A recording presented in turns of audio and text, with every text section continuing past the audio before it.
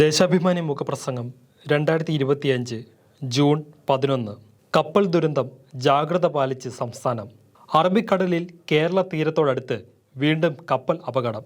Kochi പുറംകടലിൽ May 24 ചെരിഞ്ഞ കപ്പൽ പിന്നീട് ആലപ്പുഴ തോട്ടപ്പള്ളിക്ക് സമീപം പൂർണ്ണമായും മുങ്ങിയിരുന്നു. ആ അപകടമുണ്ടായി 2 ആഴ്ച പിന്നിടുമ്പോൾ തിങ്കളാഴ്ച കോഴിക്കോട് ബേപ്പൂരിൽ നിന്ന് 162.98 കിലോമീറ്റർ അകലെ കപ്പലിന് തീപിടിക്കുകയും കണ്ടെയ്നറുകൾ പൊട്ടിത്തെറിക്കുകയുമാണ് ഉണ്ടായത്. 2 ദുരന്തത്തിലും കടലിൽ വീണ കണ്ടെയ്നറുകളിൽ അടങ്ങിയ രാസവസ്തുക്കൾ കടൽ ജീവികൾക്കും പരിസ്ഥിതിക്കും മത്സ്യബന്ധന മേഖലയിലും പ്രത്യാഘാതങ്ങൾ ഉണ്ടാക്കിയേക്കാമെന്ന സ്വാഭാവികമായ ആശങ്കയുണ്ട്. വിശദമായ അന്വേഷണങ്ങൾക്കും പഠനങ്ങൾക്കും ശേഷമേ ഇക്കാര്യത്തിൽ കൂടുതൽ എന്തെങ്കിലും പറയാനാകൂ. ഊഹാപോഹങ്ങൾ പരത്താതിരിക്കാൻ എല്ലാവരും ജാഗ്രത പാലിക്കണം. പാരിസ്ഥിതിക മത്സ്യബന്ധന പ്രശ്നങ്ങൾ സംസ്ഥാനം പ്രത്യേകം ശ്രദ്ധിക്കുന്നുണ്ട്. പാരിസ്ഥിതിക ആഘാതം പഠിക്കാനുള്ള സംവിധാനങ്ങളും ഇവിടെയുണ്ട്.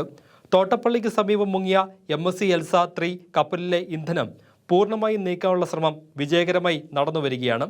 അതിനിടെയാണ് തിങ്കളാഴ്ചത്തെ അപകടം. മെയ് 24 അപകടത്തിൽ കപ്പലിലുണ്ടായിരുന്ന എല്ലാവരെയും രക്ഷപ്പെടുത്താൻ കഴിഞ്ഞു. എന്നാൽ തിങ്കളാഴ്ചത്തെ അപകടത്തിൽ 4 പേരെ കാണാതായിട്ടുണ്ട്. തീപിടിച്ച കപ്പലിൽ 22 ജീവനക്കാരുണ്ടായിരുന്നു. 18 പേരെ ആശുപത്രിയിൽ എത്തിച്ചു. 2 അപകടത്തിലും അതിവേഗം രക്ഷാപ്രവർത്തനങ്ങൾ ഏകോപിപ്പിക്കാൻ കഴിഞ്ഞത് ആശ്വാസമായി. എന്നാൽ കണ്ടെയ്നറുകൾ തുടരെ പൊട്ടിത്തെറിക്കുന്നത് തീയണയ്ക്കാനുള്ള ശ്രമത്തെ ബാധിക്കുന്നുണ്ട്.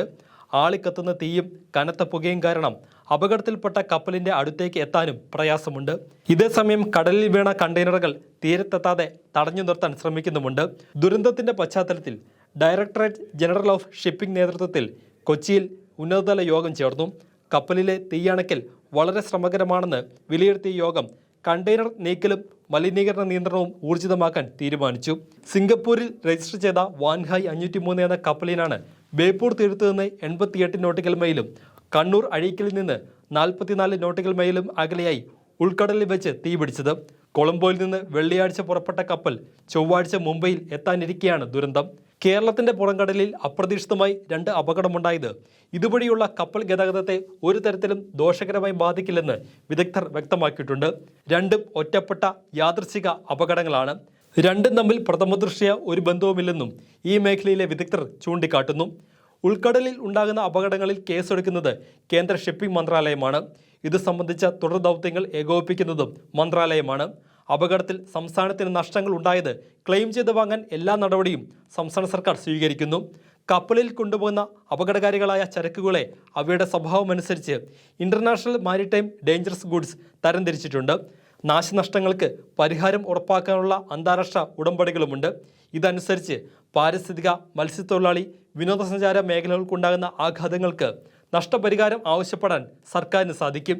ഇതൊന്നും അറിയാതെയോ അറിഞ്ഞോ സംസ്ഥാന സർക്കാരിനെ കുറ്റപ്പെടുത്താനാണ് ചില മാധ്യമങ്ങളും UDFും ശ്രമിക്കുന്നത്.